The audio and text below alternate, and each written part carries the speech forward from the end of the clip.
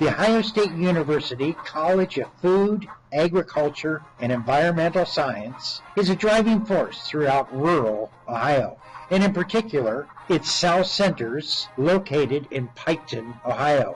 The South Centers provides research and educational formats in a number of areas, including horticulture, fruits and vegetables, soil and bioengineering, aquaculture, and business development services. Dr. Tom Worley, director of South Centers, hosts a monthly South Centers Chats. Here's Tom. Back for another chat with everyone this afternoon, and I am the director at OSU South Centers over at Piketon, Ohio. And you may recall that our major program areas include aquaculture, business development, soil and water resources, and horticultural crops. And it's a great opportunity during these little half-hour segments to highlight some of the programs more in specific than we're able to when we're talking about everything all at once. And so we have a guest with us today from our South Centers aquaculture program, and her name is Estefania James. And Estefania has worked with us at South Centers almost 3 years, and she has been leading an effort that we call Aquaculture Boot Camp. And of course, our program in aquaculture has been in existence 24 years. We've been open since 1991, and aquaculture has been one of our programs from the very start. We have a lot of facilities dedicated to aquaculture research and development. At Piketon, Ohio, we have 16 outdoor ponds, we have a fish hatchery building, we have a genetics lab, and also an extension program. And this boot camp in aquaculture is really an outgrowth of that extension program. That our mission with the program is to try to develop an industry in Ohio around fish farming. And this opportunity with boot camp arose out of the idea to work more directly with a group of fish farmers over a 1-year period. And I think I'm going to let Estefania talk a little bit later about the nuts and bolts and just how that program rolled out. But I think before we get into what Estefania does for us over at South Centers and has been involved with for the last 3 years, I think it's a great opportunity to kind of let her introduce herself and share a little bit about the background that she brings to the position with us, and what made her a great candidate, and kind of the position that we had 3 years ago that she seemed a very natural fit. So you'll quickly find that Estefania is a native of Ecuador, and I think that that preparation and that experience that she's going to share with us will be a good background as we begin to talk further about what she's been doing more recently. So Estefania, do you care to share a little bit about growing up in Ecuador and being involved even in aquaculture at a very early age, and if you'd share with the audience how that happened? Sure, I would be more than happy to do that. And thank you very much, Tom, Patrick, for inviting me today and have this opportunity to share a little bit more of our little country, but on the other hand, really high diversify in different ways. And that's what I like to share today. Yeah, I'm originally from Ecuador, and I'm from a city called Guayaquil. And like, you know, many people who hasn't been around Ecuador or traveled South America, Guayaquil is like a city here in the United States, like New York, so everything is busy. It's where everything happens, industry, and all that you can imagine a big city has. Roughly, what's the population of that city? Our population, I mean, the whole country itself, it's no more than 13 million of people. Okay. So we're looking into around, I would say we have divided into 4 regions. Mm-hmm. And Guayaquil is in the coast of the country. Okay. So we are looking into around 5 million of people. Sure. I don't have the exact numbers, so don't quote me on that. that. That's close enough. That's close but enough. That's an idea to see how many people are there. Yeah. You know, as a little child, you know, I was always interested in outdoors. I was always part of like the environmental clubs in schools and all that. And then I got really interested when I noticed that there would be other opportunity for me to do as a teenager, and that was because my dad was working in the shrimp farming industry in Ecuador. So I was kind of like spending my summers, you know, jumping from one shrimp farm to another in the whole coast of, you know, Ecuador. Other areas in Ecuador that we have aquaculture, it's also in the highlands where we have a lot of trout farming, because we have really nice water quality and the temperature is great for that kind of fish. And then I would say with my dad experience, I think it was a really unique thing to go and visit like processing plants, and you know, getting to know people from the industry in a very early age. So when I was about to make a decision in life to see, you know, what's, you know, the next step, I thought, you know, why not going into the aquaculture, you know, program. And of course, my city has that program in one of the major universities, which is called ESPOL, which is like Escuela Politécnica del Litoral. That's kind of like the stand for of ESPOL. And so I enrolled, I was admitted, I went through the whole process. Many people said in Ecuador, you can be admitted, but you are not completely sure if you're going to graduate. Because it's really tough and all the courses. I think for some reason, I think it's good because it's a way to filter the number of students and all that, but it was pretty tough to go through the whole program, but I made it. Great. And I graduated there. It was a really nice experience going through the whole different opportunities in the aquaculture industry. To talk about a little bit more of Ecuador itself, I can say that it's a great place to plan and go for a family vacation or personal vacation. The reason why, because it's a small country, but you have the opportunity to have 4 different kind of environments. If you go to places like Guayaquil, the weather it's like going to Florida, for example, almost 100 Fahrenheit. It's really hot during the summertime. Then if you go to the highlands, Quito, where the capital is located, I mean, it could be really nice as 50, 55 Fahrenheit, and you will really enjoy like a spring or fall, as we know here in Ohio. Now, if you go to the Amazon, the jungle, so that's a little bit, you know, like humid, tropical, and it's a little bit different than Guayaquil, but it's hot anyways. And of course, we have the Galapagos Islands, which is really famous, you know, worldwide. Everybody wants to go there. I want to go there. I didn't have the opportunity to go there. Still in your future, I think. It is on my bucket list, and it'll happen eventually. So also the other thing that you'll see in Ecuador, it's the variety of food. If you go, you know, in the coast, you see a lot of seafood, fish, and plantains.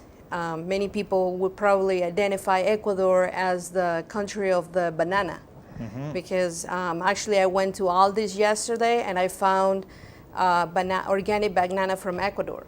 Wow! So it's mainly everywhere in the country.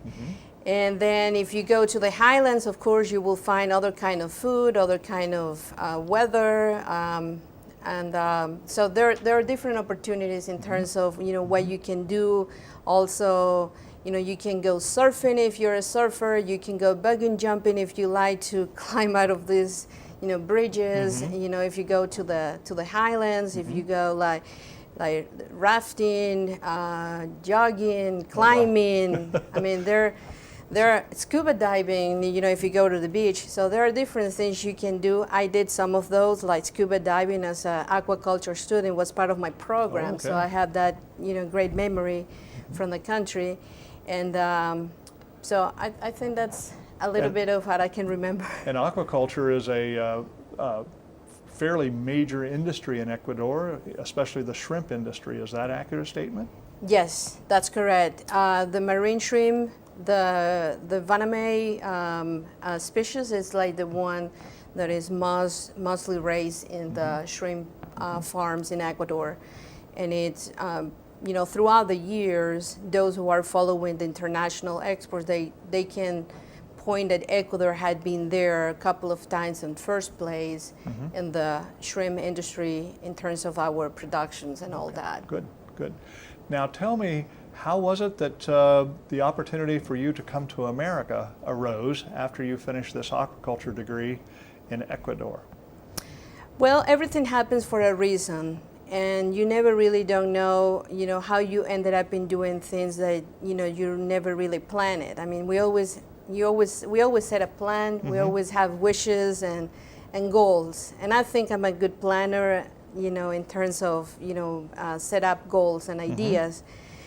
So my plan as an aquaculture student was, once I graduate, get involved into water, like quality control for processing plants. That was my idea. Shrimp processing. Shrimp processing, yes. And I was really focused on that. And what happened is that in 2000, Ecuador faced a terrible disease called the white spot. And this disease was a disease that affected the immunological system in the shrimp. So this shrimp was dying not because of the actual disease, but for other diseases. It's like when we have a cough or cold, and then we probably, we're probably weak, and that's how we got this, cough. So the same thing happened in shrimp, even though it was not bad for human consumption. The quality of the shrimp was really bad, and there were many industries closing their business. People were losing their jobs. So me as a senior student in the aquaculture program was like, what am I going to do in life now? So I couldn't find, even my dad with his connections, I couldn't even find, like a good opportunity to establish, as a career development. So I ended up in teaching English as a foreign language in the same school where I graduated. And that was a great opportunity because I find out like another talent that I didn't know I have. That I was feeling really comfortable teaching adults and working in syllabus, designing courses and all that. And our director back then says, we have this master's degree. Are you interested in being part of the program? We'll give you 50% scholarship. And I say, why not? So then, and it helped me also with my classes and all that. So this program was in a work effort team with professors from West Virginia University and Marshall University. Right here nearby to Southern Ohio. There you go. So, and that's how I, had those connections with West Virginia. And so, we're always in this process of making decisions. And my whole family, we are a family of 2 parents and 5 children, and I'm the oldest, I'm the only girl. So I was, at that time, and back in 2005, I would say, I was the only one, with a career that was, already established in Ecuador. And so my whole family, because my mom went through a process of getting, their documentation to come into the States as a, legal residence. So the whole family was coming to the States. I was the only one to have to make that decision.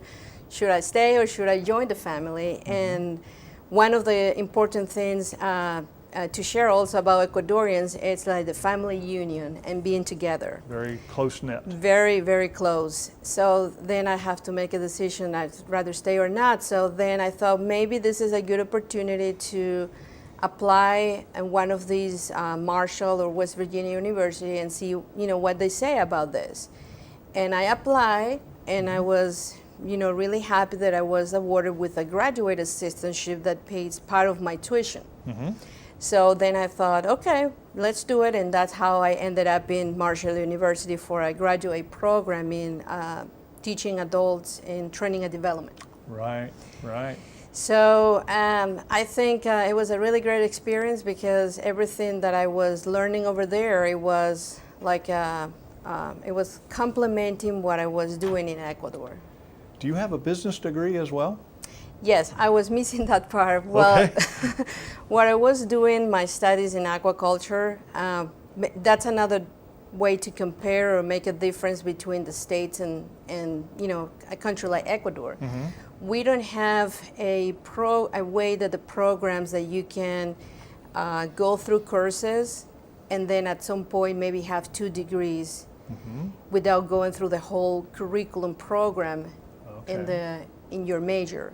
So in other words, I was an aquaculture student in the mornings from 7 to 3 or 2 p.m. in the afternoon. Then I go to my house, get ready with business clothes, and go to my business school from 7 to 10 p.m.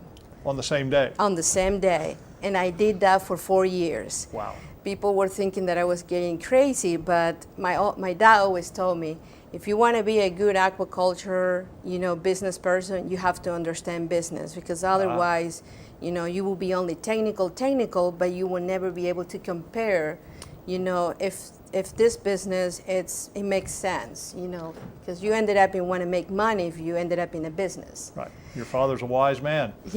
Yeah. He was preparing you for what you're doing here in Ohio now. Yeah, I believe so. I think Yeah, so. and my mom she'd always been like the supporter behind my dad and me, I think, because she was the one with the ideas and my dad had the connections, kind of like that. We were like a work team, I guess. Okay. So, and that's how I ended up in the business team. So unfortunately, I couldn't use the credits from one place to the other because I think I was only able to use 1 credit from one university to the other, but I ended up doing 2 full programs. Wow. At 2 different universities, At no 2 less. different universities, yes. Okay. So that's how I ended up doing those 2 programs, and then the master's degree in teaching English. That was all done in Ecuador. Although was done in Ecuador. And then this 4th degree was a master's in adult education and In curriculum development. Correct. Yes. Yes. I can just remember that when Estefania came and was interested in our position, how much each one of those was very appropriate for what we were looking for to lead this boot camp program that we had been awarded a grant from USDA called the Beginning Farmer and Rancher Program. And it was the first of its kind in the nation that really focused in so tightly on a single industry that generally it's any type farmer or even a ranch out west would be eligible to participate in these kind of programs that were proposed. But our proposal was unique that it focused specifically on aquaculture development. Individuals that wanted to create a business in aquaculture. So you can readily see we're dealing with adults, we're dealing with the business side, we're dealing with aquaculture, and obviously our people want to hear it in English. So Estefania, you can detect a little bit of an accent, but she speaks English very well and very succinctly, and is easy to understand, as you can already tell. So very remarkable story in my... Yeah, that was my mom's vision, I would say, because when we were little, she said, you really need to speak English if you want to succeed in life. And she was the one every Saturday, every week during the summers, going to the English Academy since I was 10. Oh. So I And think your it was mother worth spoke it. English? Well, she doesn't. But she recognized the value. But she recognized the value, and that's what she did with the old kids. It's remarkable. That's remarkable. Well, Estefania, I know our time is getting a little bit short. I'd like for you, if you want to turn just a little bit and tell us a little bit more about boot camp and how that unfolded as you came into the program and really took the leadership in terms of putting the curriculum together and structuring the various components of boot camp that lasted, as I say, a full year for 2 different groups. We went through 2 groups in 2 years. 2 full classes. Talk about that. Well, yeah, like you said before, this is a funded USDA program, and every time that we went to the annual meetings, would still be like remarked as that we are the only fish program in the nationwide with the beginners and ranchers farmers development funded. So I will have to say this has been a team effort. I was really blessed that, before I was hired with other colleagues in South Centers and also in the aquaculture industry, that I already identified the needs of our Ohio farmers. So it was a good advantage to have that information. So in that way, what we did was going through a DACAN curriculum and identify, what were those key elements of fundamental concepts that our fish farmers needed to succeed in opening, running, or expanding their businesses. Okay. So what we did is we designed a program that were identified 3 levels. The introductory level is people that were, only interested in basic information, so they access our website that we designed through the program. Okay. Then we have the intermediate, those who were not yet committed to come to our classes and hands-on training on a monthly basis. So those were the ones who were randomly picked, and they come, in the classes, and sometimes they can, so we give the opportunity to other intermediate students. But that differs, that they didn't come every month. They came occasionally. They came occasionally. What we did is a random raffle and let them know you have this opportunity to come and join the intensive group. Okay. But they also follow the classes online and attend workshops or bus tours that we do throughout the program as well. Now, the intensive group is a group that we have to recruit it. We have to go through a selection. And I would say in the first year for the class of 2013, we had about 50 people who applied, and we selected 25. There was Now, our limit on the intensive group was 25 yes, members. Yes, that at a was the time. proposed number, that we had 25 people for each year. So then in 2014, when of course, everybody was talking about boot camp and everybody want to be part of the program, so then we have around 65 people and who apply, and of course we got 25. Yep. So right now in our pool of people who are still registered in the intermediate portion of the program, Right. we have more than 300 people Paying attention to the paying curriculum. attention to the curriculum, checking our workshops that we have uploaded, the presentations, fact sheets, all sort of information that you can have to raise different species. So all of that is still available. This year we have some commitments through the program, and there are 3 technical workshops. We have done already 2. Okay. And the next one that is coming up, it's on July 10 and 11. It's about aquaponics, and we are bringing very good speakers for all the country. And I think it's a very good opportunity. If aquaponics is something that you are thinking is really seriously to expanding your already farm, or something that you want to develop, and you really want to know the business behind this, all the economics impacts and your design of your farm and all that, I think this is a very good opportunity to attend. Can you describe just for the people just what aquaponics involves? Sure. Well, aquaponics, it's a combination of farming your vegetables through the effluents of your fish tank. So you feed your fish, and then your fish basically it's fertilizing your plants. Right. And the water runs in circles. And so there's no soil involved. there's no soil involved. There's some media, of course, to grow the plants. But the beauty of this is we are maximizing resources because we are not throwing away the water every time that the water runs in circles. We need to add some water because of evaporation and all Right. that process, but it's a good way if you have a small But the greenhouse. activity of the plants draws up the excess nutrients, and that tends to purify the water that goes back to the fish. Yeah, it was Start like the cycle all over again. exactly. The system was still made like a biofilter to boost all the nutrients and all that, but the roots of the plants will also, help in the process of, cleaning the water, Right, so the fish doesn't, collapse also. right, right. So Well, this is it's- a great opportunity coming up with this intensive Yep. workshop. It's going to be 2 days, as I recall. It's 2 days. It's a Friday and a Saturday, July 10 and 11.